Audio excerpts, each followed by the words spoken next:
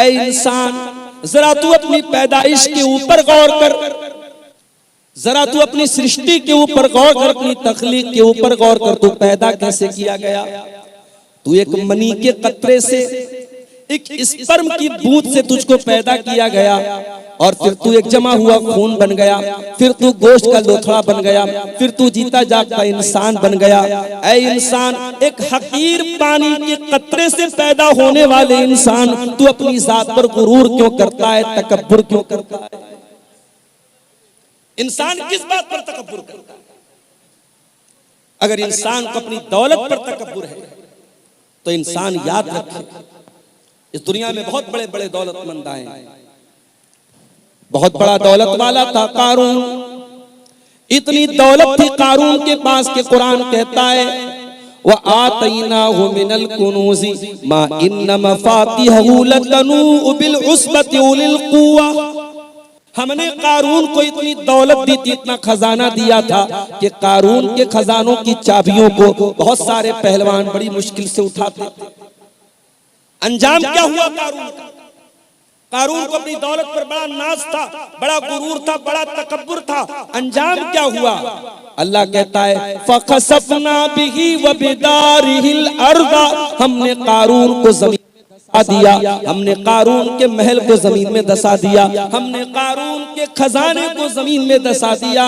अपनी सारी दौलत के साथ कारून जमीन के अंदर दसा दिया गया। कभी दौलत पर गुरूर मत करना मेरे भाई। ये दौलत आज है, कल नहीं होगी। बड़े बड़े करोड़पति अरबपति लोग आज भिखारी बन गए, आज दूसरों के मोहताज बन गए, और जो कल तक भिखारी थे, फकीर थे, आज वो करोड़पति बन गए। कभी दौलत पर गुरूर मत करना, कभी अपनी खूबसूरती पर गुरूर मत करना। ये खूबसूरती एक दिन ढल जाएगी, ये खूबसूरत चेहरा एक दिन झुर्रियों से भर जाएगा।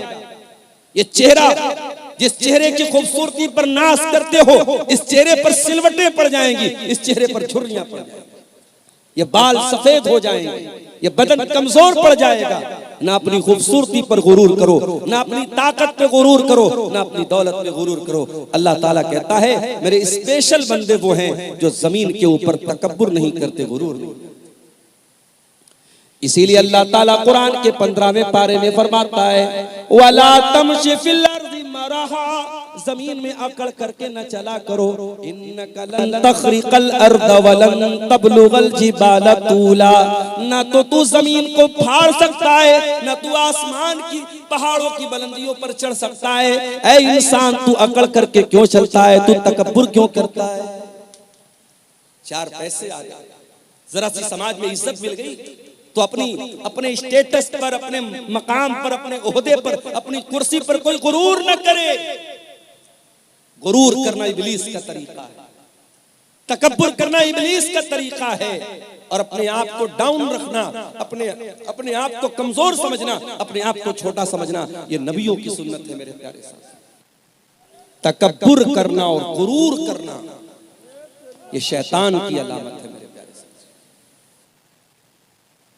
अल्लाह फरमाता है व इबादुर रहमानिल्लज़ीना यमशूना अलल अर्दि हौना, अल्लाह के खास बंदे वो हैं जो जमीन के ऊपर नर्म चाल चलते हैं, जो जमीन के ऊपर तकब्बुर नहीं करते, घमंड नहीं करते।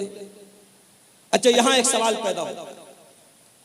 एक इंसान अच्छा कपड़ा पहनता है, नया जूता पहनता है, अब वो घर से बाहर निकला, उसका कपड़ा खूबसूरत है, उसका जूता खूबसूरत है। अब कोई दूसरा आदमी ऐसा मिल गया जिसका कपड़ा उतना अच्छा नहीं है, जिसका जूता उतना अच्छा नहीं है। अब जाहिर है, एक नेचुरल बात है, एक प्राकृतिक बात है, कुदरती बात है। जब आप अपने से कमजोर इंसान को देखेंगे, अपने से कमतर इंसान को देखेंगे, आपका कपड़ा कीमती है, आपका जूता कीमती है, तो आपके दिल और दिमाग में कहीं ये बात आ सकती है कि मैं इससे अच्छा हूँ, मैं इससे खूबसूरत हूँ, मैं इससे बेहतर हूँ। तो क्या ऐसी थिंकिंग का पैदा होना, ऐसे विचार का दिमाग में आना, ऐसी सोच का दिमाग में आना, क्या ये भी तकब्बुर है? आइए एक हदीस पढ़ के सुनाता हूं।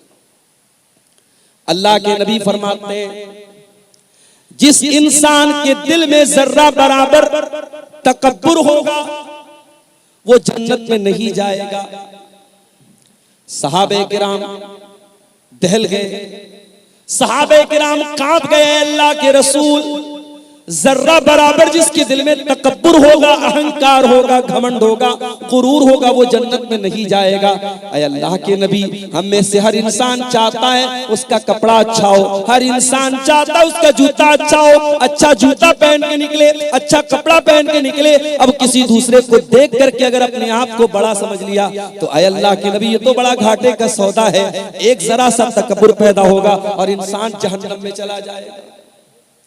आपने फरमाया, ऐ मेरे सहाबा, तकब्बुर ये नहीं है कि इंसान अच्छा कपड़ा ना पहने, तकब्बुर ये नहीं है कि इंसान अच्छा जूता ना पहने। आपने फरमाया, इन्नल्लाह जमीलुन युहिब्बुल जमाल, अल्लाह ताला खूबसूरत है और अल्लाह ताला खूबसूरती को पसंद करता है।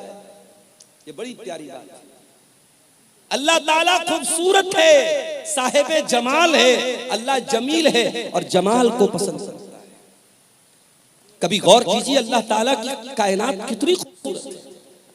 ज्यादा दूर न जाइए, आप अपने गांव में निकल जाइए, खेतों और खलियानों पे जाके देखिए, गंगा के किनारे जाके जरा देखिए सूरज के डूबने का मंजर, जरा किसी नदी और पहाड़ के करीब जाके देखिए, दुनिया की सारी खूबसूरती फेल है मेरे प्यारे साथियों। अल्लाह ताला के क्रिएशन की खूबसूरती, अल्लाह की कुदरत की खूबसूरती के आगे दुनिया की सारी खूबसूरती फेल है। अल्लाह खूबसूरत है और अल्लाह ने इस कायनात को बहुत खूबसूरत बनाया है। आप अच्छा कपड़ा पहने, अच्छा जूता पहने, इस्लाम को इस पर कोई आपत्ति नहीं है। अल्लाह ताला को कोई, अल्लाह ताला के नजदीक इसमें कोई हर्ज की बात नहीं। फिर तकब्बुर क्या है? अब तकब्बुर की परिभाषा, तकब्बुर की डिफिनीशन अल्लाह के नबी की जुबान से। अल्लाह के प्यारे नबी ने फरमाया, अल किब्रु बत्रुल हक़्क़ि व गम्तुन नास, तकब्बुर ये है कि तुम हक बात को कबूल न करो, सच्चाई को कबूल न करो। तुम्हारे सामने सच्चाई पेश की जाए, हक बात पेश की जाए और फिर भी तुम हक बात को कबूल न करो, ये तकब्बुर है। व गम्तुन नास, और तुम लोगों को हकीर समझो, लोगों को अपने से छोटा समझो, लोगों को के ऊपर अपने आप को ऊंचा समझो, सुपीरियर समझो, ये तकब्बुर है। और इस तकब्बुर को अल्लाह माफ नहीं करेगा। तो रहमान के बंदे जब जमीन पर चलते हैं तो नरम चलते हैं, ये उनकी पहली पहचान। दूसरी पहचान, व इज़ा खातबहुमुल जाहिलून क़ालू सलामा, और रहमान के बंदों की दूसरी पहचान ये है, जब जाहिल उनके मुंह लगते हैं, जब जाहिल उनसे कन्वर्सेशन करते हैं, जब जाहिल उनसे बातचीत करते हैं और जिहालत पर उतर जाते हैं, तो वो ईंट का जवाब पत्थर से नहीं देते, वो शेर का जवाब सवा शेर से नहीं देते, वो जाहिल का जवाब खामोशी से देते हैं, वो सलाम कह करके आगे गुजर जाते हैं। भाई हमारा मिजाज क्या है? हमारा मिजाज तो यही है कि हम किसी से कम थोड़ी। उसने हमें कैसे बोल दिया, उसने हमें कैसे उल्टा सीधा बोल दिया, हम तो ईंट का जवाब पत्थर से देंगे, हम तो शेर का जवाब सवा शेर से देंगे। नहीं, अल्लाह कह रहा है कि मेरे स्पेशल बंदे ऐसे नहीं। वइज़ा खातबहुमुल जाहिलून क़ालू सलामा, वो जाहिल का जवाब जिहालत से नहीं देते, वो गलत का जवाब गलत से नहीं देते। हमारी अक्सर लड़ाई क्यों होती है? हमारी रिश्तेदारियों में जो फूट पड़ती है, जो दुश्मनी होती है, क्यों होती है? उसने मुझे बोल दिया, उसने मुझे ऐसा कह दिया, उसने मेरे साथ ऐसा कर दिया, उसने अपनी लड़की की शादी में मुझको नहीं बुलाया, उसने अपने यहाँ दावत में नहीं बुलाया, हम भी नहीं बुलाए। यही तो होता है। अल्लाह के नबी के पास एक आदमी आया, उसने कहा, अल्लाह के नबी, मेरे कुछ रिश्तेदार हैं, मैं उनके साथ अच्छा सलूक करता हूं, वह युसीऊना इलैया, वो मेरे साथ बुरा सलूक करते हैं। ऐ अल्लाह के नबी, मैं उनके साथ अच्छा मामला करता हूं, वो मेरे साथ जिहालत का मामला करते हैं। मैं उनके साथ नरमी का मामला करता हूं, वो मेरे साथ सख्ती का मामला करते हैं। आपने फरमाया, ऐ मेरे सहाबी, जब तक तू इस हाल में, जिस हाल में तू बता रहा है, तब तक अल्लाह ताला की तरफ से एक फरिश्ता बराबर तेरी मदद करता रहेगा। और जब तक तू ऐसा काम कर रहा है, तू अपने उन रिश्तेदारों के मुंह में जहन्नम की राख भर रहा है, जहन्नम की आग भर रहा है, क्योंकि वो तेरे नरमी के मुकाबले में सख्ती करके और तेरे एहसान के बदले बदसलूकी करके वो जहन्नम के हकदार बन रहे हैं, लेकिन तू जन्नत में अपना ठिकाना बना रहा है। ये इस्लाम का अखलाक है। अभी लखनऊ के अंदर क्रिसमस का त्योहार हमारे ईसाई मजहब के लोग मना रहे थे, उनके चर्च के पास दूसरे मजहब के लोग आए और वहां पे हुड़दंग मचाने लगे, बदतमीजी करने लगे। माफ कीजिए, हालांकि वो लोग मुसलमान नहीं थे, लेकिन ये बदतमीजी कि किसी दूसरे मजहब के त्योहार के मकाम पे जाकर अपने मजहब की का जो है प्रचार करना और वहां चीखना चिल्लाना, ये अखलाक के भी खिलाफ है और मानवता के भी खिलाफ है। आज मुल्क में नफरत का माहौल इस कदर बढ़ चुका है कि आज कभी मस्जिदों के सामने, कभी चर्च के सामने और कभी किसी दूसरे मजहब की इबादतगाह के सामने जाकर इस तरीके की इस्लाम के अंदर इस जहालत की कोई गुंजाइश नहीं। इस्लाम जाहिलों का मजहब नहीं है, इस्लाम बदतमीजी का मजहब नहीं है, इस्लाम अखलाक का नाम है, इस्लाम किरदार का नाम है, इस्लाम कैरेक्टर का नाम है। मेरे प्यारे साथियों, जाहिल का जवाब भी आपको जहालत से नहीं देना है, गाली का जवाब भी आपको गाली से नहीं। यहूदी बहुत बड़े कमबख्त थे, बहुत बड़े बदतमीज थे, गुस्ताख थे। यहूदी अल्लाह के नबी के पास आते हैं, अस्सलामु अलैकुम कहते हैं, लेकिन जरा सी जबान को घुमा लेते हैं और अस्सलामु अलैकुम कहने के बजाय वो अस्सलामु अलैकुम कहते हैं। देखिए, अरबी जबान बड़ी रिच जुबान है, बहुत रिच लैंग्वेज है। अस्सलामु अलैकुम की मीनिंग क्या है? तुम पर सलामती हो, तुम शांति से रहो, तुम समृद्धि से रहो, तुम खुश रहो। और अस्सलामु अलैकुम बोलो तुम मर जाओ। अरबी जबान इतनी रिच लैंग्वेज है कि एक लेटर खत्म हो गया, मीनिंग अपोजिट हो गई। अस्सलामु अलैकुम का मतलब तुम सलामत रहो और अस्सलामु अलैकुम मतलब तुम मर जाओ। यहूदियों ने अस्सलामु अलैकुम कहा, किसको? नबी नबी ने सुन लिया। हजरत आयशा के कानों में यहूदियों के जुमले पड़ गए। जब यहूदियों ने अस्सलामु अलैकुम कहा, अम्मा आयशा को गुस्सा आया, उन्होंने फौरन जवाब दिया, वालैकुमुस्सलाम वल्लानतु, ऐ यहूदियों तुम पर भी मौत आए, तुम पर भी अल्लाह की लानत आए, तुम मर जाओ। अल्लाह के नबी ने देखा हजरत आयशा बड़े गुस्से में, बड़े जोश में, बड़े जज्बात में, आपने फरमाया, महलन या आयशा, ऐ आयशा ठहर जाओ, रुक जाओ। इतने जज्बात में क्यों आ रही हो, इतने तैश में क्यों आ रही हो? इन्नल्लाह युहिब्बुर रिफ्क़ फिल अम्रि कुल्लिही, ऐ आयशा अल्लाह ताला नरमी को पसंद करता है, अल्लाह ताला सख्ती को पसंद नहीं करता, अल्लाह तो नरमी वाला है, नरमी को पसंद करता है। हजरत आयशा ने कहा, अल्लाह के नबी आपने देखा नहीं उन यहूदियों ने कितनी गंदी बात आपको कही? उन्होंने आपको अस्सलामु अलैकुम नहीं कहा, उन्होंने आपको अस्सलामु अलैकुम कहा। मैं कैसे गवारा कर लूं मेरे नबी को मौत की बद्दुआ दी जाए, मेरे नबी को बुरा भला कहा जाए और मैं बर्दाश्त करूं। हजरत आयशा ने हमें और आपको एक सबक भी दिया। सबक ये दिया कि अगर आपके दिल में रसूल की मोहब्बत है और रसूल की गैरत है और आपके रसूल को बुरा भला कहा जाए तो आपको गुस्सा आना चाहिए, आपके जज्बात भड़कने चाहिए। अगर आपके जज्बात ठंडे पड़े, आपके नबी को कुछ भी कह दिया जाए, आपके जज्बात पर कोई फर्क न पड़े, इसका मतलब कि आप बेगैरत हो चुके हैं, आपके अंदर रसूल के नाम की कोई गैरत नहीं। क्रिसमस का त्योहार आया, ईसाई मजहब के लोग मना रहे, ठीक है उनका मजहब है, लेकिन हमारी शरीयत क्या कहती है कि अल्लाह ताला का कोई बेटा नहीं है। लम यलिद व लम यूलद, ना तो वो किसी का बेटा है ना उसका कोई बेटा है।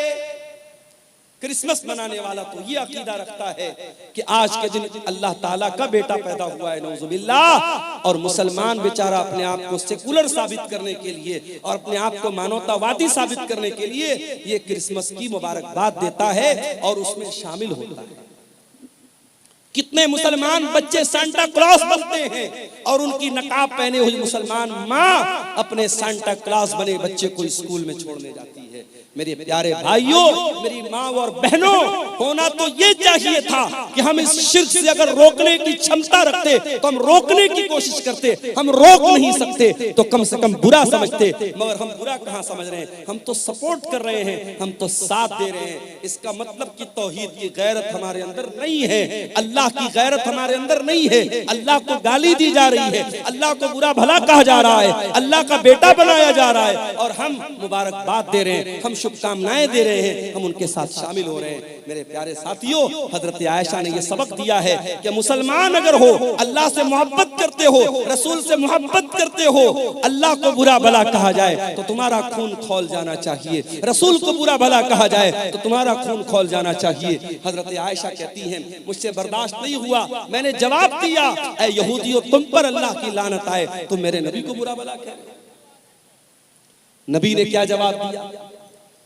कहा, आयशा, मैंने उन यहूदियों की बदतमीजी को सुना था और मैंने उनका जवाब भी दे दिया था जब उन्होंने अस्सलामु अलैकुम कहा था। ऐ आयशा, मैंने जवाब दे दिया था, मैंने व अलैकुम कह दिया था।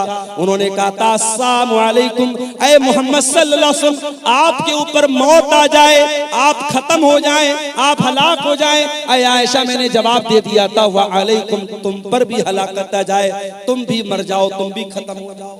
ये मेरे नबी का अंदाज था। गाली का जवाब आपने गाली से नहीं दिया। मेरे भाइयों, ये अखलाक आज अपने देश में, अपने इलाके में, अपने स्टेट में, अपने गांव में, अपने खानदान में, अपने परिवार में ये अखलाक पैदा करो। अपने बच्चों को ये अखलाक सिखाओ। रहमान के बंदों का ये अखलाक होता है, वइज़ा खातबहुमुल जाहिलून क़ालू सलामा, कि वो जाहिल का जवाब जहालत से नहीं देते।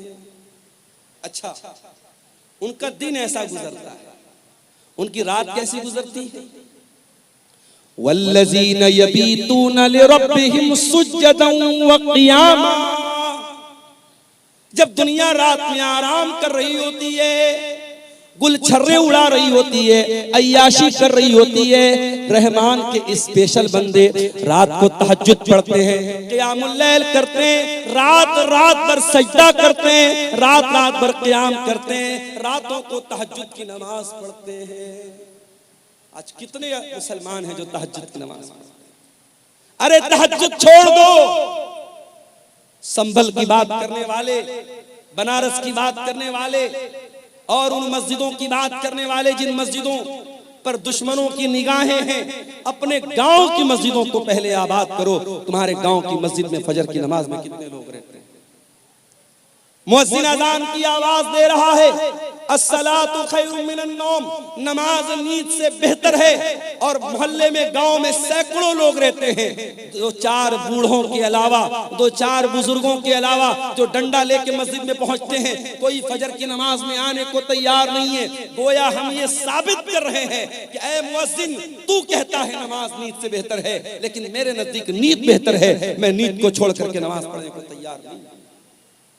आज का मुसलमान 5 टाइम की नमाज पढ़ने को तैयार नहीं, और वो बेचारा बैठ करके तबसरा कर रहा है, हमारी मस्जिदें निशाने पर हैं, हमारी मस्जिदों पर दुश्मनों की गलत नजर है। अरे दुश्मन की गलत नजर बाद में है, पहले तूने अपनी मस्जिदों को वीरान किया।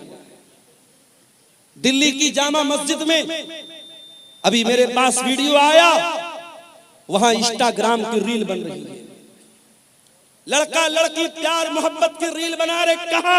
अल्लाह के घर में, जामा मस्जिद में। मैंने वीडियो देखा, मेरा खून खौल गया कि जामा मस्जिद के एडमिनिस्ट्रेशन और वहां की इंतजामिया क्या कर रही है। इस तरीके के बेहुदा वीडियोस जामा मस्जिद के अंदर बनाए जा रहे हैं। प्यार मोहब्बत की बातें, एक लड़का लड़की वो वीडियो के अंदर फिल्मा रहे, और वो वीडियो जामा मस्जिद दिल्ली के अंदर बन रही है। मेरे प्यारे साथियों, दिल्ली के अंदर 5 मस्जिदें तो ऐसी हैं, पुरानी मस्जिदें, जो पिकनिक स्पॉट बन चुकी हैं, और वहां आशिक और माशूक मिलने जाते हैं। वो लवर्स पॉइंट बन गया है, वो आशिकों के मिलने का अड्डा बन गया है। ये मुसलमान का हाल है, और वो बेचारा कह रहा है कि साहब हमारी मस्जिदों पर दुश्मनों की गलत नजर है। अल्लाह कह रहा है, मेरे स्पेशल बंदे 5 टाइम की नमाज के तो पाबंद होते ही होते हैं, वल्लज़ीना यबीतूना लिरब्बिहिम सुज्जदन व क़ियामा, वो रात रात भर सजदे में रहते हैं, वो रात रात भर क़ियाम में रहते हैं, वो अल्लाह की बारगाह में रोते रहते हैं, वो अल्लाह की बारगाह में तहज्जुद पढ़ते हैं, क़ियामुल लैल करते हैं। कल जुमा का दिन है, फजर की नमाज में आप मस्जिद में जाएंगे, अगर इमाम साहब को मसला मालूम है, सुन्नत का तरीका मालूम है, इमाम साहब पहली रकात में सूरह सजदा पढ़ाएंगे, दूसरी रकात में सूरह दहर पढ़ाएंगे, सूरह सजदा की तिलावत जब आप सुनेंगे, सूरह सजदा में ये आयत भी इमाम साहब तिलावत करेंगे, ततजाफा जुनूबुहुम अनिल मज़ाजी यदऊन रब्बहुम खौफन व तमा। मेरे नेक बंदे वो हैं जो अपने बिस्तर से अलग रहते हैं, रातों में लोग सोए रहते हैं, मेरे नेक बंदे अपने बिस्तर से अलग होकर अल्लाह की बारगाह में रुकू कर रहे होते हैं, अल्लाह की बारगाह में सजदा कर रहे होते हैं, मेरे नेक बंदे तहज्जुद पढ़ते हैं, मेरे नेक बंदे क़ियामुल लैल करते हैं। और एक बात आपको बोलता हूं, कभी कोई मसला फंस जाए, कभी जिंदगी में कोई प्रॉब्लम आ जाए, कभी कोई समस्या आ जाए, नुस्खा बताता हूं, नोट कर लो। पांचों टाइम की नमाज की पाबंदी करो और तहज्जुद की नमाज के लिए मोबाइल पर अलार्म सेट करो। फजर की अजान 5 बजे हो रही है, रात में 3 बजे उठो और वजू करके 8 रकात तहज्जुद की नमाज पढ़ो, मैक्सिमम 8 रकात।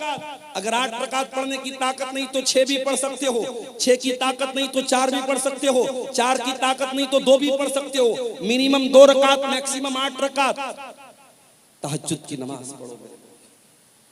और उसके बाद अल्लाह के सामने अपनी झोली फैला दो, आए अल्लाह शादी को 8 साल हो गए, तेरा बंदा औलाद की नेमत से महरूम है, आए अल्लाह मेडिकल चेकअप करा लिया, डॉक्टर्स की रिपोर्टें नॉर्मल हैं, डॉक्टर का इलाज दुरुस्त है, आए अल्लाह मेरे मेरे मेरे घर में बच्चे की किलकारी नहीं गूंज रही है, मेरी बीवी की गोद सूनी है, आए अल्लाह मुझे औलाद की नेमत से नवाज दे। मेरे प्यारे साथियों, ये तजर्बा और मुशाहदा जो उलमा का और नेक लोगों का रहा है वो मैं आपको बता रहा हूँ। तहज्जुद की नमाज में आप तहज्जुद की नमाज पढ़ने के बाद अल्लाह से वो चीजें मांगिए जो असंभव है, जो नामुमकिन है, अल्लाह ताला उस असंभव और नामुमकिन को भी इंशाअल्लाह मुमकिन बनाएगा। तजर्बे और मुशाहदे की बात बता रहा हूं, क्योंकि वो वक्त ऐसा है मेरे प्यारे साथियों जब अल्लाह खुद आसमान दुनिया पर नाजिल होता है और अल्लाह खुद कहता है अपने बंदों से, मांगो मुझसे, मैं तुम्हारी पुकार को सुनूंगा, मुझसे मग़फ़िरत तलब करो, मैं तुम्हें माफ कर दूंगा, मुझसे सवाल करो, मैं तुम्हें दूंगा। अल्लाह देने के लिए उतरा है, अल्लाह दे रहा है। और मेरे प्यारे साथियों, हम इतने बदनसीब हैं, हम उस मुबारक वक्त को, उस अजीम घड़ी को हम उसको खो देते हैं। मेरे प्यारे साथियों, तहज्जुद की नमाज आपको बहुत कुछ ऐसा देगी जो आपको सोच के भी बाहर है, आपके तसव्वुर से भी बाहर है। अल्लाह कह रहा है मेरे स्पेशल बंदे रातों को तहज्जुद की नमाज पढ़ते। और आगे बढ़िए। अच्छा, तहज्जुद पढ़ते हैं इसका मतलब नेक लोग हैं। अब जब नेक लोग हैं तो उनको तो अपने आप पर एक खुशी होनी चाहिए कि साहब हम तो तहज्जुद पढ़ने वाले हैं, जन्नत तो हमारे बाप की होगी, जन्नत में तो हमारा रिजर्वेशन हो गया। नहीं, तहज्जुद पढ़ने के बावजूद अल्लाह के अजाब से डरते रहते।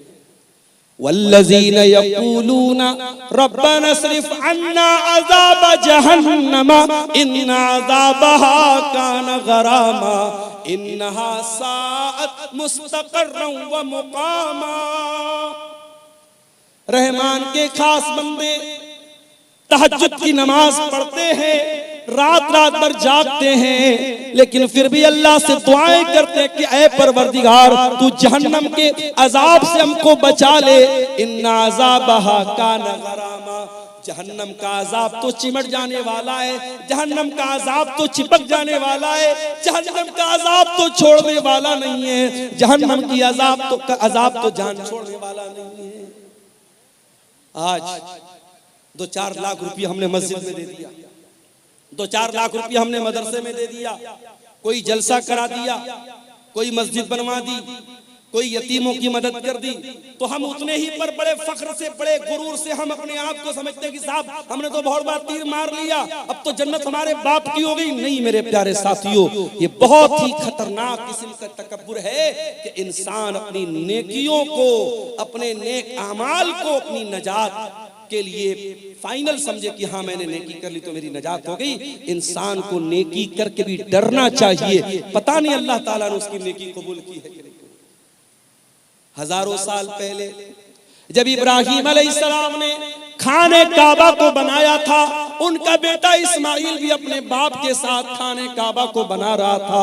दोनों बाप बेटे खाने काबा को बना रहे थे और बाप बेटे क्या दुआ कर रहे थे, कुरान बाप बेटों की दुआ को बयान कर रहा है। व इज़ यरफ़उ इब्राहीमुल क़वाइद मिनल बैति व इस्माइल रब्बना तक़ब्बल मिन्ना इन्नका अंतस समीउल अलीम।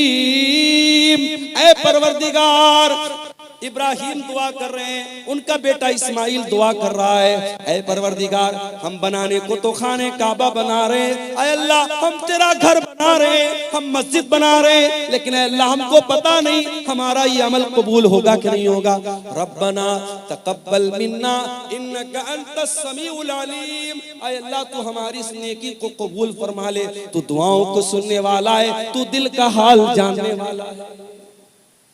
नेकी के बाद इंसान को चिंता होनी चाहिए कि हमारी नेकी अल्लाह ताला के स्वीकार हुई कि नहीं हुई, अल्लाह ताला के कबूल हुई कि नहीं हुई। रहमान के बंदे तहज्जुद पढ़ते हैं और फिर भी दुआ करते हैं कि ऐ अल्लाह हमें जहन्नम के अजाब से बचा ले। इन्न अज़ाबहा कान गरामा, जहन्नम का अजाब इंसान को चिपक जाने वाला। गरामा का मतलब समझते हैं? अरबी जबान में जब कोई किसी से कर्जा लेता है तो जो कर्जा वसूलने के लिए आता है उसके लिए अरबी में गराम का लफ्ज इस्तेमाल होता है। जाहिर है कि अगर आपने किसी से कर्जा लिया है तो बार बार आपके घर पे आएगा, आपको छोड़ेगा नहीं आपसे जब तक पैसा नहीं ले लेगा। जहन्नम का अजाब भी गरामा है, जहन्नम का अजाब छोड़ने वाला नहीं है, जहन्नम का अजाब चिपक जाने वाला है, चिमट जाने वाला। अल्लाह ताला हम सब की हिफाजत फरमाए। इन्नहा साअत मुस्तक़र्रन व मुक़ामा, जहन्नम बड़ा ही बुरी जगह है, बड़ा ही बुरा ठिकाना है। और आगे बढ़िए, रहमान के बंदों का अखलाक आपने देख लिया, रहमान के बंदों की नमाज आपने देख ली, रहमान के बंदों की दुआ आपने देख ली। अब थोड़ा सा और आगे बढ़िए, अल्लाह फरमाता है वल्लज़ीना इज़ा अनफ़क़ू लम युसरिफ़ू व लम यक़तुरू व काना बैन ज़ालिका क़वामा। रहमान के बंदे जब खर्च करते हैं तो ना तो फजूल खर्ची करते हैं, ना बखीली करते हैं, वो बीच का रास्ता अपनाते हैं। वो ना तो कंजूस होते हैं, ना बखील होते हैं, और ना ही दौलत होने के बावजूद ना तो दौलत होने के बावजूद कंजूस होते हैं, ना दौलत का मिसयूज करते हैं, गलत इस्तेमाल करते हैं, ना फजूल खर्ची करते हैं, ना कंजूसी। हमारे समाज में दोनों तरीके के लोग मौजूद हैं। बाज लोग इतने बड़े कंजूस हैं, बहुत पैसा है, लेकिन ढंग का कपड़ा भी नहीं पहनते। बीवी बेचारी तरसती रहती है कि अरे मुझे फला कपड़ा दिला दो, फला साड़ी दिला दो, फला सूट दिला दो, इसके बाद बहुत पैसा है, मगर नीयत इतनी खराब है, बीवी बेचारी वो रोती रहती है, ये बीवी कभी हक अदा नहीं करती। बच्चे तरस जाते हैं अच्छा खाना खाने के लिए, ये कंजूस अपनी दौलत को सजा सजा के रखता है, जमीनें खरीदता है, जायदाद खरीदता है। मेरे प्यारे साथियों, ये जमीनें, ये जायदादें आपके मरने के बाद ये दूसरों के हाथ लग जाएंगी। जब तक आप जिंदा हैं, अगर अल्लाह ताला पैसा दे रहा है, अपने शरीर पर भी खर्च करो, अपने जिस्म के ऊपर भी खर्च करो, अच्छा खाओ, अच्छा पहनो, बच्चों को अच्छा खिलाओ, अगर मौका मिले थोड़ा दुनिया भी घूमो, थोड़ा तफरी भी करो, थोड़ा अच्छी जगहों पर अपने बाल बच्चों को लेके जाओ। अगर अल्लाह ने दौलत दी है तो उम्रा भी कर लो, हज भी कर लो। मेरे प्यारे साथियों, ये जिंदगी कितने दिन साथ देगी हम नहीं जानते। हम नहीं जानते हैं कब कौन सी बीमारी आ जाए, हार्ट अटैक आ जाए, और कब इंसान मर जाए, हम नहीं जानते। मेरे प्यारे साथी, अभी 4-5 दिन पहले बनारस में मैं बाइक पर जा रहा था। बनारस में वो टैक्सी चलती है, बाइक वाली टैक्सी, उस पर मैं जा रहा था। एक गैर मुस्लिम नौजवान था, बाइक चला रहा था। मेरी आदत है बाइक पर बैठता हूँ जब इस तरीके की बाइक पर, तो पूछता हूँ जो चलाने वाला होता है कि भाई क्या नाम है, कहाँ के रहने वाले हो। तो उसने बताया बनारस के करीब का वो रहने वाला था। वो उसके खुशिये में, उसके पेशाब के मकाम पे जो खुशियतैन होते हैं, जो टेस्टिकल्स होते हैं, उसमें उसको कैंसर हो गया। सोचिए 20-25 बरस का नौजवान टेस्टिकल्स में कैंसर हो गया है और वो बेचारा इलाज कराने के लिए बनारस आया था और अपने माँ बाप का अकेला बेटा था, घर में कोई कमाने वाला नहीं था। वो बेचारा कैंसर के मर्ज से जो दो चार था और वो बनारस में बाइक चला करके अपना इलाज का खर्चा निकालने की कोशिश कर रहा है। उसकी हालत देख करके मेरे भाइयों मुझे बड़ा तरस आया और मैं सोचने लगा कि सोचो ये इंसान जो इस कदर खतरनाक बीमारी में मुब्तला है, ये भी बेचारा बाइक चला रहा है सिर्फ इसलिए ताकि 4 पैसे आ जाएं और मेरे इलाज की में आसानी हो जाए। दुनिया में मेरे प्यारे साथियों इस तरीके के बहुत सारे लोग भरे पड़े हैं। कौन सी बीमारी, कौन सा एक्सीडेंट, कौन सा हादसा आ जाए और जिंदगी खत्म कर दे हम नहीं जानते। जब तक जिंदगी है, तंदुरुस्ती है, उसका सही इस्तेमाल करो। दौलत है, उसका सही इस्तेमाल करो। कंजूस भी मत बनो, बखील भी मत बनो। बीवी का हक अदा करो, बच्चों का हक अदा करो। अच्छा खाओ, अच्छा पहनो, अच्छे मकान में रहो, अल्लाह की नेमतों का फायदा उठाओ। और इसका यह मतलब भी नहीं है कि आपकी इस्तिताअत 10,000 का मोबाइल लेने की है लेकिन आप लोन पर और EMI पर आप लाख रुपए का आईफोन ले रहे हैं। ताकत 10,000 का मोबाइल लेने की है मगर लोन पर और EMI पर आप क्या ले रहे हैं? 1 लाख रुपए का आईफोन ले रहे हैं। ये मेरे प्यारे साथियों, जितनी बड़ी चादर हो इंसान को पैर उतना ही फैलाना चाहिए। न फजूल खर्ची करना इस्लाम में सही है, न बखीली करना इस्लाम में सही है। आज जलसा होता है, सोशल मीडिया पर जलसों के बारे में कितनी बातें होती हैं। खासतौर से सीमांचल के जलसों के बारे में लोग बोलते हैं बड़ी फजूल खर्ची होती है। कभी कोई इस पर क्यों नहीं चर्चा करता? ठीक है, जलसों में जो खराबियां हैं उसको हमें दूर करना चाहिए, इस पर भी तो चर्चा होनी चाहिए कि सीमांचल नहीं पूरे इंडिया में मुसलमान शादियों में कितना पैसा पानी की तरह बहाता है। उत्तर प्रदेश की 2 शादियां अभी हाल ही में करंट में मेरे सामने आई। सिद्धार्थनगर में शादी हुई, मुसलमान लड़का बारातियों पर पैसा लुटा रहा है और 20 लाख रुपया उसने बारातियों पर नोटों की गड्डियां उसने उड़ा दी। 20 लाख रुपया उसने पानी की तरह बहा दिया। मेरठ में एक शादी हुई और दूल्हे को ससुराल से 2.5 करोड़ रुपए मिलते हैं और दूल्हा अपनी साली को घड़ी पहनाने का जो तोहफा देता है, जिसको घड़ी की पहनाई बोलते हैं, वो तकरीबन 11 लाख रुपए देता है। मौलवी साहब को निकाह पढ़ाने का 11 लाख रुपया दिया जाता है। क्या ये इसराफ नहीं है? क्या ये फजूल खर्ची नहीं है? अपने नाम के लिए, अपनी शोहरत के लिए, अपने आप को प्रसिद्ध करने के लिए और मशहूर करने के लिए आज मुसलमान पैसा पानी की तरफ बहाता है। मेरे प्यारे साथियों, अल्लाह क्या इसका भी हिसाब देना पड़ेगा। पैसा कहां से आया और पैसा कहां खर्च किया। आप ये कह करके पल्ला नहीं झाड़ सकते मेरा पैसा था, मेरी मर्जी थी, मैं जहां चाहे खर्च करूं। नहीं, अल्लाह आपसे पूछेगा ये पैसा हमने तुझे दिया था, ये दौलत हमने तुझे दी थी, तुझे बताना पड़ेगा तूने पैसा कहां से आया और ये पैसा तूने कहां खर्च किया। वल्लज़ीना इज़ा अनफ़क़ू लम युस्रिफ़ू व लम यक़्तुरू व कान बैन ज़ालिका क़वामा। रहमान के खास बंदे जब पैसा खर्च करते हैं, जब दौलत खर्च करते हैं, न फजूल खर्ची करते हैं, न बखीली करते हैं। व कान बैन ज़ालिका क़वामा, वो बीच का रास्ता अपनाते हैं। और आगे बढ़िए, वल्लज़ीना ला यदऊन मअल्लाहि इलाहन आखर वला यक़्तुलून अन-नफ्सल्लती हर्रमल्लाहु इल्ला बिल हक़्क़ि वला यज़नून। और रहमान के खास बंदे 3 बड़े बड़े पापों से अपने आप को बचाते हैं। 3 महापाप है इस्लाम में, 3 बड़े बड़े गुनाह है इस्लाम की नजर में। सुन लीजिए इसको। वल्लज़ीना ला यदऊन मअल्लाहि इलाहन आखर, रहमान के खास बंदे अल्लाह के साथ किसी को शरीक नहीं करते, वो शिर्क नहीं करते। उनका हाथ अगर उठता है अल्लाह के सामने उठता है, वो सजदा करते हैं तो अल्लाह की बारगाह में सजदा करते हैं। वो किसी कब्र पे सजदा नहीं करते, किसी मजार पे सजदा नहीं करते, किसी पत्थर के बुत के आगे सजदा नहीं करते। वो लाल काले पीले धागों को मुश्किल कुशा नहीं समझते। आप क्या बोलिए, इसी कटिहार के इलाके में मैंने देखा अहले हदीस का घर है, शेरशाबादी का घर है, और घर में उसने क्या लगाया है? दुकान और मकान की खैर बरकत के। उस पे क्या लिखा हुआ है?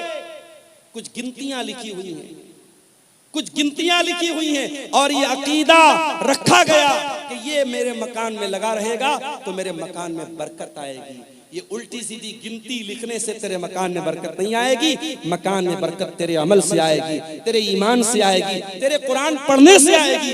कुरान की आयतों को तू लटका दे या गिनतियों को लटका दे, उससे तेरे घर में बरकत नहीं आएगी। मेरे भाइयों, बात कड़वी है मगर मैं सच्ची बात कहता हूं। आज हम अहले हदीसों को भी अपने अकीदे पर मेहनत करने की जरूरत है। आज हमारे जलसों में तौहीद पर तकरीरें बंद हो गई, अखलाक की बातें हो रही हैं, नमाज की बातें हो रही हैं, शराब से रोका जा रहा है, ज़िना से रोका जा रहा है।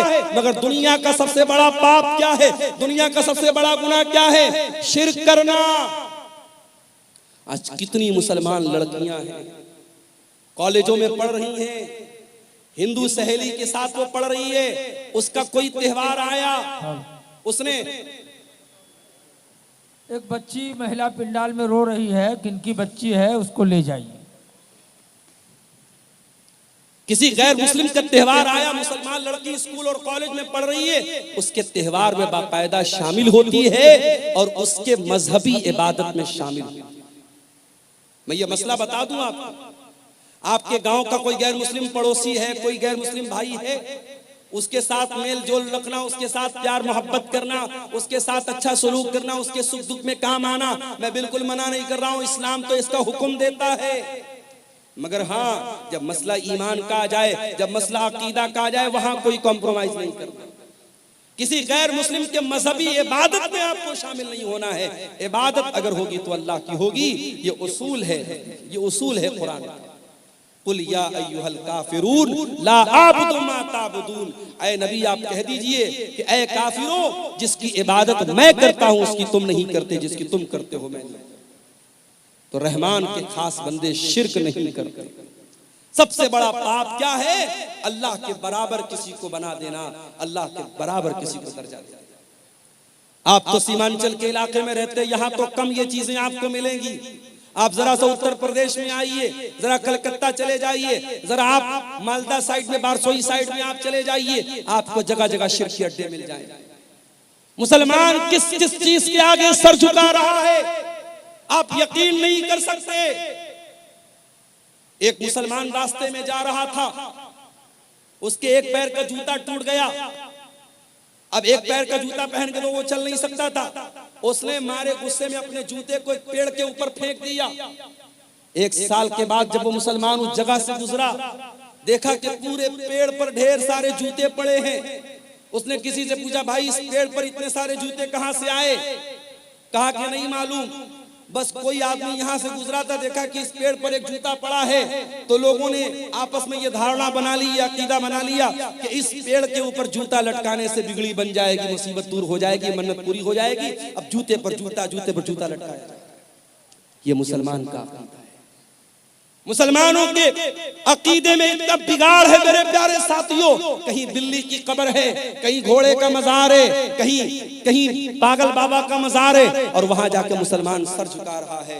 अल्लाह कह रहा है मेरे खास बंदे अल्लाह के साथ शिर्क नहीं करते। वल्लज़ीना ला यदऊना मा अल्लाहि इलाहन आखर, मेरे स्पेशल बंदे अल्लाह के साथ शिर्क। दूसरा गुनाह, वला यक़्तुलून अन-नफ्सल्लती हर्रमल्लाहु इल्ला बिल-हक़्क़ि, और अल्लाह के खास बंदे किसी निर्दोष की हत्या नहीं करते, किसी बेकसूर को कत्ल, किसी इनोसेंट पर्सन का मर्डर नहीं करते, किसी बेकसूर की हत्या नहीं करते। इस्लाम किसी बेकसूर की हत्या करने की इजाजत नहीं देता है। अभी एक वाक़या आया, एक मुसलमान, अपने आप को सो कॉल्ड मुसलमान कहने वाले इंसान ने गाड़ी के जरिए कई लोगों को कुचल दिया, और पता लगा कि वो आदमी पहले सऊदी में रहता था।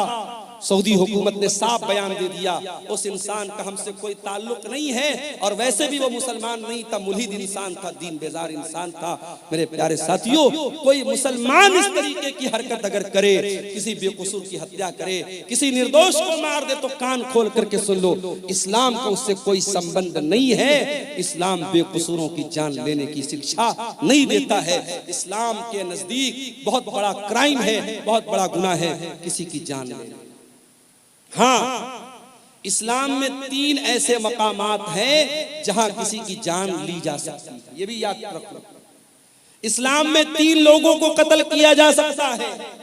नंबर 1, अस्सय्यिबुज़्ज़ानी, शादीशुदा इंसान अगर जिना कर रहा है और इस्लामी हुकूमत है, चाहे वो मर्द हो चाहे वो औरत हो, इस्लामी हुकूमत के अंदर शादीशुदा जानी की सजा सजाए मौत है, उसे रज्म किया जाएगा, पत्थरों से मार मार के खत्म किया जाएगा। नंबर 2, अल क़त्ल बिल क़त्ल, अगर किसी ने किसी की हत्या की है तो हत्यारे को उस हत्या के बदले, उस कत्ल के बदले हत्यारे को कत्ल किया जाएगा, कातिल को कत्ल किया जाएगा, कातिल से क़िसास किया जाएगा, उसको भी इस्लाम में उसकी इजाजत दी गई है। और नंबर 3, अल मुफारिक़ु लिदीनिही, इस्लामी हुकूमत के अंदर अगर कोई मुसलमान रहता है, वो इस्लाम को फॉलो करते करते अगर इस्लाम को छोड़ देता है और किसी दूसरे मजहब को स्वीकार कर लेता है, मुर्तद हो जाता है, मुशरिक हो जाता है, काफिर हो जाता है, अगर इस्लामी हुकूमत के अंदर ऐसा काम करता है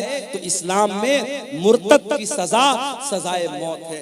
इस्लाम ये कहता है अगर आप इस्लामी हुकूमत में रहते हैं, आप इस्लाम को छोड़ के किसी और मजहब पर अमल करते हैं, कोई मसला नहीं है, आप रह सकते हैं। लेकिन अगर आप इस्लाम को फॉलो करते हैं और इस्लामी हुकूमत के अंदर रहते हुए आप अगर मुर्तद होते हैं, अल्लाह के दीन को छोड़ करके कोई और दीन अपनाते हैं, तो फिर ये माफी के लायक जुर्म नहीं है, ये माफ करने के लायक अपराध नहीं है, और इस्लामी हुकूमत में उसकी सजा सजाए मौत है। ये 3 गुनाह ऐसे हैं जिन पर इस्लाम में कत्ल करने की इजाजत दी गई है। अल्लाह कह रहा है वला यक़्तुलून नफ्सल्लती हर्रमल्लाहु इल्ला बिल हक़्क़ि, मेरे नेक बंदे वो हैं, मेरे स्पेशल बंदे वो हैं जो किसी निर्दोष की हत्या नहीं करते, वला यज़नून, और जिना नहीं करते। ये तीसरा बड़ा गुनाह है, जिना करना, बदकारी करना, शर्मगाह का गलत इस्तेमाल करना, ये जिनाकारी और बदकारी इस्लाम की नजर में तीसरा बड़ा गुनाह है। इसीलिए जब अल्लाह के नबी से पूछा गया, आय अल्लाह के नबी अय्युज़ ज़म्बि आज़मु इंदल्लाह, अल्लाह के नजदीक सबसे बड़ा गुनाह क्या है? आपने फरमाया अन तजाला लिल्लाहि निद्दन व हुवा खलक़क, सबसे बड़ा गुनाह यह है कि तुम अल्लाह के बराबर किसी को करार दे दो। पूछा गया आय अल्लाह के नबी उसके बाद दूसरा सबसे बड़ा गुनाह क्या है? आपने फरमाया अन तक़्तुला वलदक खशियत अन यतमा माक, अपनी औलाद को कत्ल कर देना इस डर से कि वो औलाद तुम्हारे साथ खाए। अब यहां एक मसला पैदा होता है, क्या फैमिली प्लानिंग करने की इस्लाम में इजाजत है? 2 लड़के हैं मेरे, अभी मैं तीसरा लड़का नहीं चाहता, अभी 2 लड़कों को पालना मेरे लिए मुश्किल हो रहा है, तीसरा लड़का मैं नहीं चाहता, तीसरी औलाद नहीं चाहता, क्या फैमिली प्लानिंग कर सकता हूं? ये बड़ा ही नाजुक मसला है। फैमिली प्लानिंग कर सकते हैं कि नहीं कर सकते हैं, ये बड़ा ही नाजुक मसला है।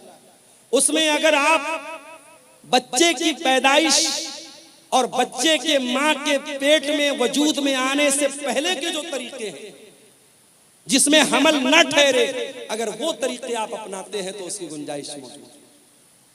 अगर आप कोई परमानेंट ऐसा जैसे नसबंदी हो जाती है, ये गलत है, या बगैर किसी मजबूरी के औरत का ऑपरेशन करा दिया जाए, ये गलत है। अगर वक्ती तौर पर और आरजी तौर पर अगर हमल न ठहरे, इसके लिए कोई तदबीर अपनाई जाए, उसकी गुंजाइश तो मौजूद है। मगर एक बार अगर प्रेगनेंसी वजूद में आ गई, हमल वजूद में आ गया, अब उसके बाद उसको डिस्ट्रॉय करना, उसको एबॉर्शन करना, उसको खत्म करना मां के पेट में, मेरे प्यारे साथियों, ये औलाद का कत्ल है और ये उस जान का कत्ल है, और इसका हिसाब आपको देना। हाँ, अगर कभी ऐसा हो गया कि हमल ठहर गया और औरत की सेहत और उसकी तंदुरुस्ती इस लायक नहीं है कि वो बच्चे को जन्म दे, क्या है ये? चांदी की का पायल किसी अल्लाह की बंदी ने, किसी हमारी बहन ने ये दिया है, इस मस्जिद का चंदा है, मदरसे का, ईदगाह के लिए, अच्छा ईदगाह के लिए दिया है। अल्लाह ताला इस बहन के इस चंदे को कबूल फरमाए। तो मेरे भाइयों, अगर प्रेगनेंसी ठहर गई है, उसके बाद जब तक बहुत ही क्रिटिकल केस ना हो और डॉक्टर्स का इस बात पर इत्तेफाक ना हो कि अगर ये हमल ठहरा और बच्चा हुआ, माँ की जान को खतरा हो जाएगा, उस अवस्था में, उस सिचुएशन में तो इजाजत दी जा सकती है। नॉर्मल हालात में अगर हमल ठहरा है, उसको कोई खत्म करता है तो ये भी औलाद का कत्ल है। अल्लाह के नबी फरमाते हैं दूसरा बड़ा गुनाह क्या है? औलाद को कत्ल कर देना, इस डर से कि वो आपके साथ है। और खबरदार कोई ये ना सोचे अपनी औलाद को हम खिलाते हैं, नहीं। मैंने अपनी जिंदगी में तजर्बा देखा है।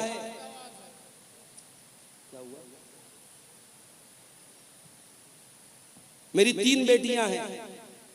2013 में शादी हुई, 14 में मेरी बड़ी बेटी पैदा हुई। मैंने जिंदगी में अपना तजर्बा मैं आपको बता रहा हूं, मैंने महसूस किया है।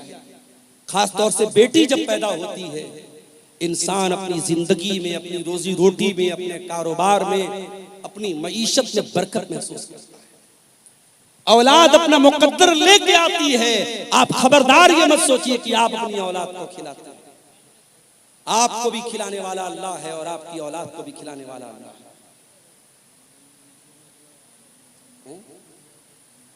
जी जी हाँ। चंदा बहुत कम हुआ है, इसलिए शेख मोहतरम से गुजारिश है कि अच्छा ठीक ठीक ठीक। मौलाना बंगला बोल पाएंगे थोड़े, एक आपसे सीख लें। मेरे भाइयों, मौजू तो जो मेरा चल रहा है उस पर मैं बात करूंगा और कर ही रहा हूं। आपने जैसा कि सुना, शेख तौहीद साहब ने भी बताया कि प्रोग्राम एक ईदगाह के चंदे के लिए हुआ है और मैं इसी इलाके में जानता हूं कि अल्लाह ताला ने इतना लोगों को दिल दिया है कि एक एक दिन में 20-20 लाख रुपए एक एक जलसे में चंदा उतरा है। तो आप थोड़ा सा दिल खोलिए, माओ बहनों से भी कहता हूं, थोड़ा दिल खोल करके आप यहाँ पे अपना चंदा भेजिए। और हमारे बादशाह हुसैन सलफी साहब भी कलेक्शन इंशाअल्लाह करेंगे, या और जो भी उलमा चंदा करने वाले हैं वो आपके उस चंदे का ऐलान भी करेंगे और उसकी दुआएं भी करेंगे। आप इस काम में देर न कीजिए और जलसे के जिम्मेदारों से भी गुजारिश करें। साहब का टाइम नहीं है, मौलाना जर्जी साहब का टाइम होता चला ऐसा, इसलिए मौलाना हुसैन को टाइम नहीं दिया जाएगा, मौलाना जर्जी साहब ही को दिया जाएगा। अच्छा, इसलिए आप कुछ देर चंदा कर दें और कुछ फतवा भी आया हुआ है उसका जवाब देना। चंदा तो भाई हमारे बस का नहीं है। चलिए देखते हैं ऐसे बोलते जाइए, इंशाअल्लाह देंगे। तो मेरे भाइयों, औलाद का कत्ल करना ये बहुत बड़ा गुनाह है। अल्लाह के नबी ने पूछा दूसरा बड़ा गुनाह क्या है? आपने फरमाया अन तक़तुला वलदक खश्यता यतमा माक, अपनी औलाद को कत्ल कर देना इस डर से कि वो तुम्हारे साथ खाएगी।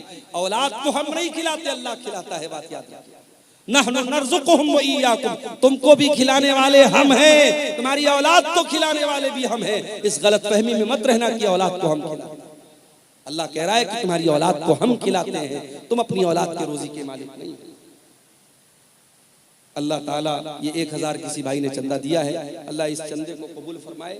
और इस तरीके से आप आते रहिए, तकरीर तो होती रहेगी। आखिर में 10-15 मिनट थोड़ा सा आप यहाँ पर आ करके मेरे हाथों पे भी कुछ चंदा दे दीजिए ताकि मौलाना तौहीद साहब की बात भी रह जाए और जो जलसे की कमेटी के लोग मायूस बैठे हुए हैं, असल जो मकसद है, जो पर्पस है जलसे का, चंदा बता रहे काफी कम हुआ है। आप हजरात बहुत बड़ी तादाद में आए हैं, इतनी बड़ी भीड़ और इतना बड़ा मजमा अगर आए और ईदगाह जैसी पाकीज़ा जगह के लिए जहां साल में इबादत होगी, ईद और बकरीद की नमाज होगी, और एक बार ये जमीन खरीद ली गई तो समझो जब तक वो जमीन रहेगी और नमाज पढ़ी जाती रहेगी, सवाब आपको मिलता रहेगा। परमानेंट आप सदका करके इंशाअल्लाह जाएंगे, सदका जारिया, तो जरूर आप इसमें हिस्सा लें। देखिए आप हजरात मौलाना का हाथ पर दे और दुआ ले लीजिए। मौलाना मुसाफिर आदमी है, 2000 रुपए बनारस से आए हैं, इसलिए उनके हाथ में दीजिए, इंशाअल्लाह उर्दू में भी दुआ देने में नेकी मिलेगी। और जलसा कमेटी के लोगों से गुजारिश है कि माँ बहनों के पिंडाल में चादर लेके जाए, जिनको जिम्मेदारी है, जो भी माँ बहनों के पिंडाल में भी, जेंट्स पिंडाल में भी चादर लेके जाए।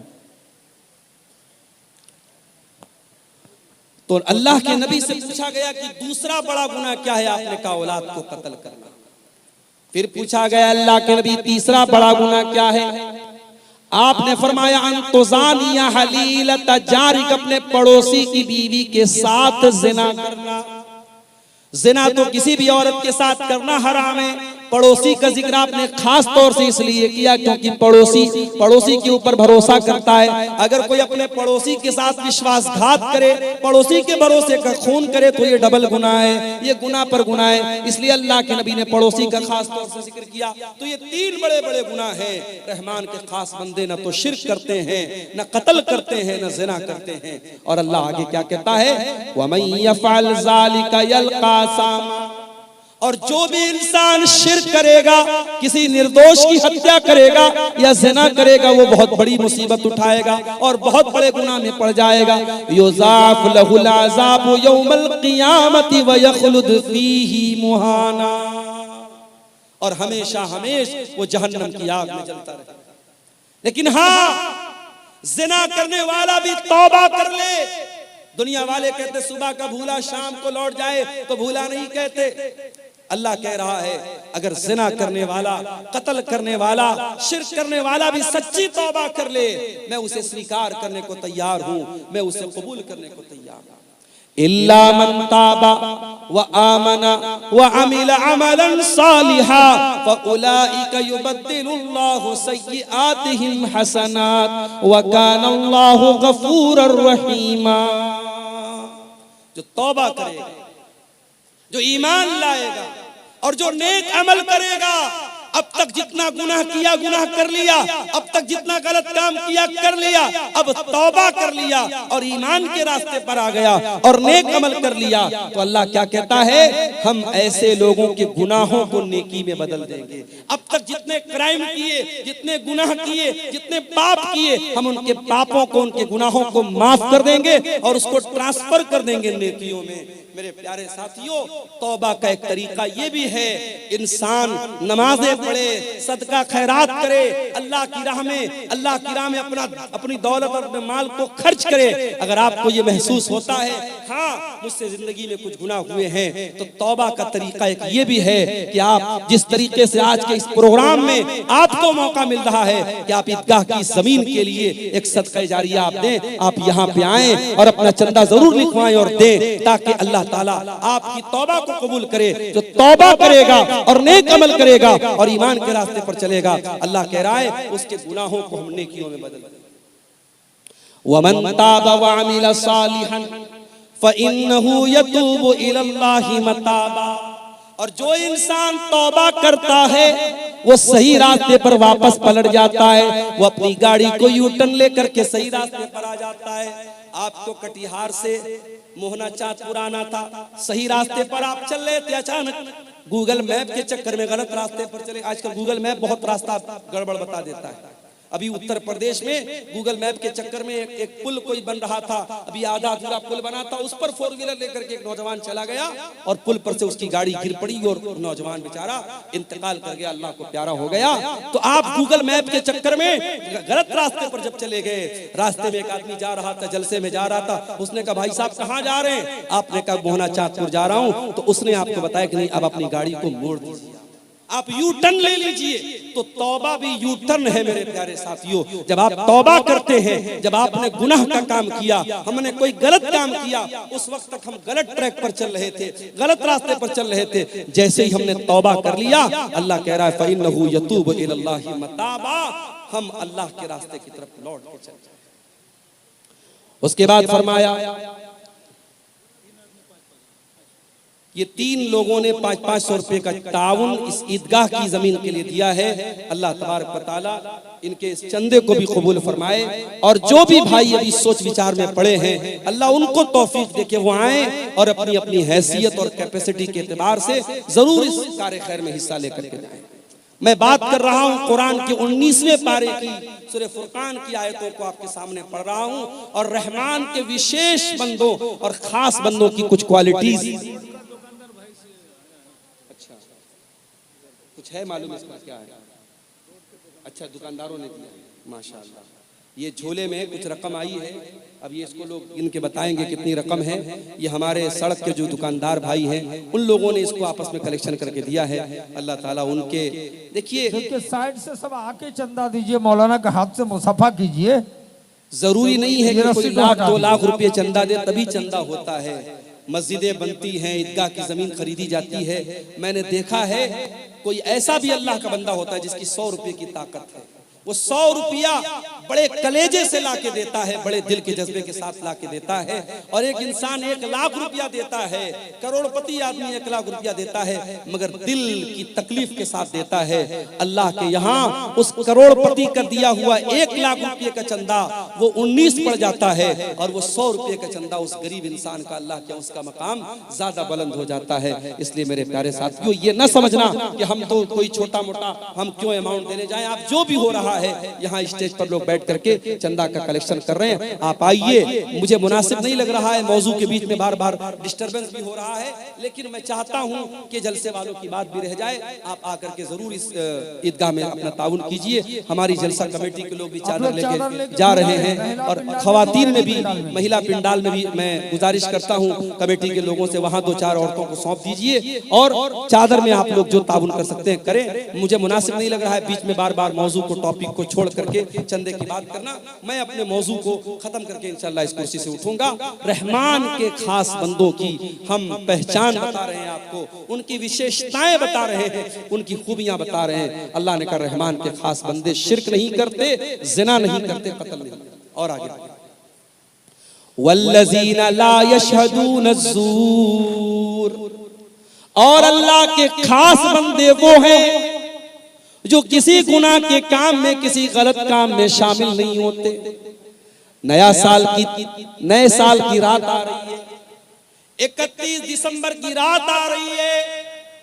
बड़े बड़े शहरों में बड़े बड़े होटल बुक हो जाएंगे, नाचने गाने वालियां महंगे महंगे अमाउंट के ऊपर उनको हायर किया जाएगा, कई हजार का पास और टिकट लगाया जाएगा, और होटलों में महंगे महंगे टिकट दे करके नाच गाना देखने और शराब पीने जाने वालों में, मेरे प्यारे साथियों, एक बड़ी तादाद में मुसलमान नौजवान और लड़के लड़कियां भी शामिल होते हैं।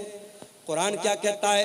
वल्लज़ीना ला यशहदून ज़ूर, अल्लाह के खास बंदे झूठी गवाही नहीं देते और किसी गलत काम में शामिल नहीं होते।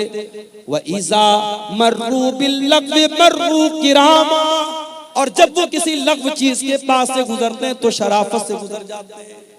आप मार्केट में जा रहे हैं, आप रेलवे स्टेशन के पास जा रहे हैं,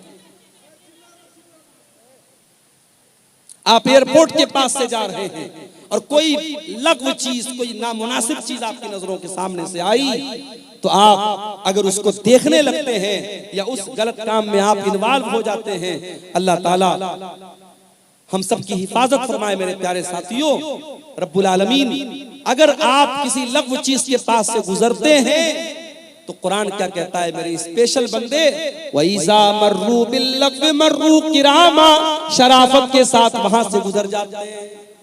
उसके बाद फरमाया वइज़ा ज़ुक्किरू बिआयाति रब्बिहिम लम यखिर्रू अलैहा सुम्मन व उमयाना, वल्लज़ीना इज़ा ज़ुक्किरू बिआयाति रब्बिहिम, और रहमान के खास बंदों की एक पहचान ये भी है, जब उनके सामने कुरान पढ़ा जाए, जब उनके सामने उनके रब की आयतें पढ़ी जाए, वो अंधे और बहरे बन करके, वो गूंगे और बहरे बन करके नहीं गिर पड़ते। जलसा हो रहा है, तकरीर हो रही है, आप एक कान से सुन करके दूसरे कान से उड़ा रहे हैं, न कुरान की आयतों पर गौर हो रहा है, न मुकर्रिर की आलिम की बातों पर गौर हो रहा है, न अमल हो रहा है। तो याद रखिए मेरे प्यारे साथियों, अल्लाह के नेक बंदों का ये तरीका नहीं है। अल्लाह के नेक बंदे क्या करते हैं? वो गौर करते हैं, वो बातों को कैच करते हैं, वो समझने की कोशिश करते हैं, वो अमल करते हैं। वल्लज़ीना इज़ा ज़ुक्किरू बिआयाति रब्बिहिम, रहमान के खास बंदों के सामने जब उनके परवरदिगार की आयतें पढ़ी जाती हैं, लम यखिर्रू अलैहा सुम्मन व उमयाना, वो अंधे और बहरे बन करके नहीं गिर पड़ते। देखिए ये बच्ची रो रही है, एक बच्ची रो रही है, ये बच्ची को स्टेज पर है, ले जाइए भाई, किनकी बच्ची है, कैसी माँ है, कितनी छोटी बच्ची को छोड़कर कहाँ है, स्टेज में आके ले जाइए, छोटी सी बच्ची है, दिखाइए वो स्क्रीन पर। एक बच्चा बैसा गोविंदपुर का अबुल कलाम बाप का नाम बता रहा है, स्टेज में पहले से बहुत देर से रो रहा है, ले जाइए। मलकैन का रहमान के खास बंदे कुरान की आयतों को सुन करके सुम्म व उमयाना, अंधे और बहरे बन करके गिर नहीं पड़ते, गौर करते हैं, अमल करते हैं। कुरान की आयतें आज हमारे सामने पढ़ी जाती है, पत्थर दिल हो चुके हैं मोरा। नमाज पर कितनी तकरीरें हो रही हैं, बेनमाजी वैसे के वैसे। ज़िनाकारी पर कितनी तकरीरें हो रही हैं, ज़िना के केसेस कम नहीं हो रहे। शराब पर कितनी बातें हो रही हैं, मगर नशे का रुझान बराबर बढ़ता चला जा रहा है। मेरे प्यारे साथियों, रहमान के खास बंदे कुरान की आयतों को गौर से सुनते हैं और अमल करते हैं। उसके बाद फरमाया, वल्लज़ीना यक़ूलूना रब्बना हब लना मिन अज़वाजिना व ज़ुर्रिय्यातिना क़ुर्रता अयुन वजअलना लिलमुत्तक़ीना इमामा। ये रहमान के खास बंदों की आखिरी पहचान अल्लाह बयान करता है। रहमान के खास बंदे वो हैं जो ये दुआएं करते रहते कि ऐ हमारे परवरदिगार, हमारे बीवी बच्चों को हमारी आंखों की ठंडक बना दे। बीवी बच्चे हमारी जिंदगी का बड़ा अहम हिस्सा होते हैं मेरे भाई। हम जब भी खुश होते हैं अपने बीवी बच्चों के साथ खुशी में शामिल होते हैं। हम किसी अच्छी जगह घूमने फिरने जाते हैं, अपने बीवी बच्चों को शामिल करते हैं। क्या अपने बीवी बच्चों को जहन्नम की आग से बचाने की चिंता हमारे दिल और दिमाग में पैदा नहीं होती मेरे भाइयों? देखिए, ये फिर किसी ने 1500 रुपए का ताउन पेश किया है और ये 100 रुपए नौजवानों ने पेश किया था। अल्लाह ताला इन तमाम चंदा देने वालों के चंदे को और दान देने वालों के दान को अल्लाह कबूल फरमाए। अल्लाह इनकी जायज मुरादों को पूरी फरमाए। ये सामने फोन पे का स्कैनर कोड भी, बार कोड भी लगा हुआ है, जगह जगह इन लोगों ने लगाया है स्टेज के बीच में। आप हजरात जो ऑनलाइन भी पेमेंट करना चाहें जरूर इस ईदगाह की जमीन के लिए करते हुए जाएं। तो रहमान के खास बंदे अपने बीवी बच्चों के लिए दुआ करते हैं। अगर आपकी बीवी दीनदार नहीं है, आपका बच्चा अगर दीन पर नहीं है, तो कम से कम कुछ नहीं कर सकते। रजाकार हजरात से गुजारिश है कि 10 मिनट के अंदर हजरत मौलाना जर्जीस साहब इटावा उनको ले आए स्टेज में। 10-15 मिनट के अंदर मौलाना जर्जीस साहब को स्टेज में ले आए। तब तक मौलाना अब्दुल गफ्फार के बाद मौलाना मुश्ताक साहब बंगला में 10-15 मिनट ईदगाह के लिए चंदा करेंगे बंगला जबान पे, जो देना चाहें दे सकते हैं। रहमान के खास बंदे अपने बीवी बच्चों की चिंता करते हैं। अपने बीवी बच्चों के कपड़े की चिंता तो हम सब करते हैं, बच्चों की दुनिया के फ्यूचर की चिंता तो हम सब करते हैं। लेकिन मेरे प्यारे साथियों, ये जमीन, ये जायदाद, ये रुपया, ये पैसा, ये जेवर, ये कपड़ा हमारे बीवी बच्चों की दुनिया में काम आएगा। अपने बच्चों की, अपने बीवी की आखिरत को बनाने के लिए आपने क्या किया?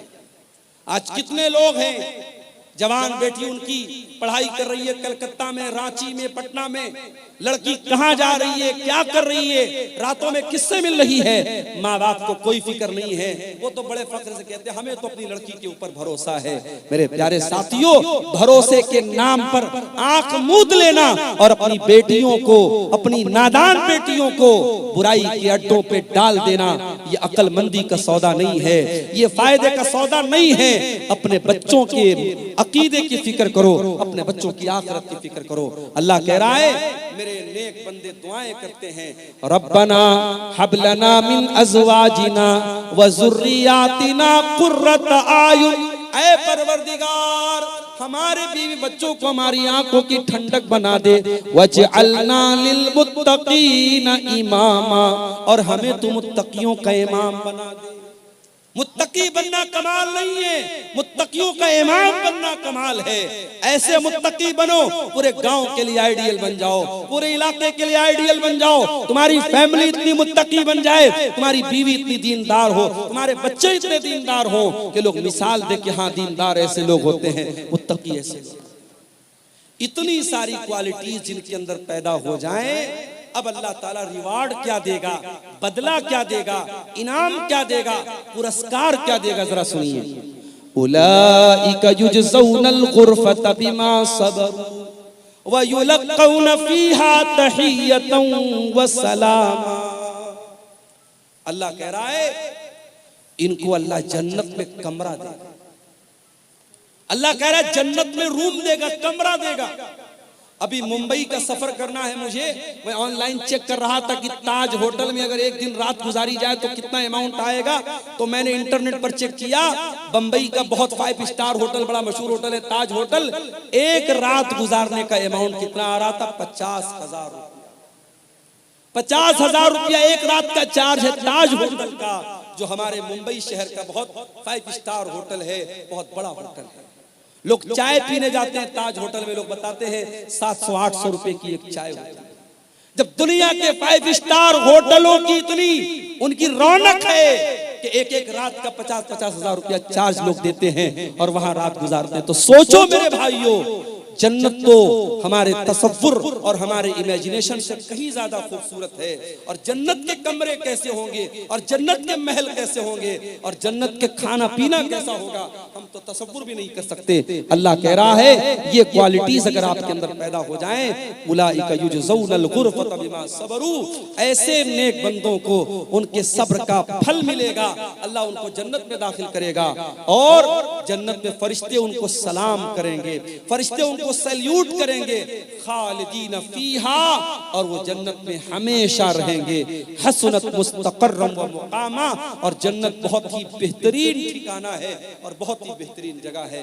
मेरे अजीजों, ये चंद बातें मैंने आपके सामने सूरह फुरकान के हवाले से, कुरान के 19वें पारे के हवाले से आपके सामने रखी है।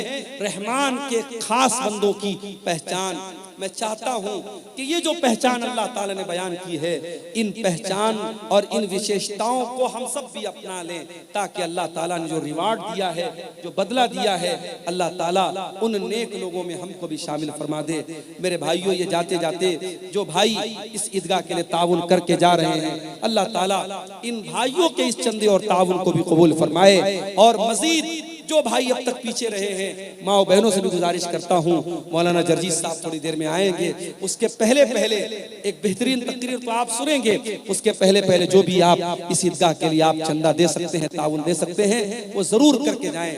हम अल्लाह से दुआ करते हैं, रब्बुल आलमीन अपने खास बंदों में, अपने रहमान तू अपने विशेष बंदों में हमको भी शामिल फरमा दे। और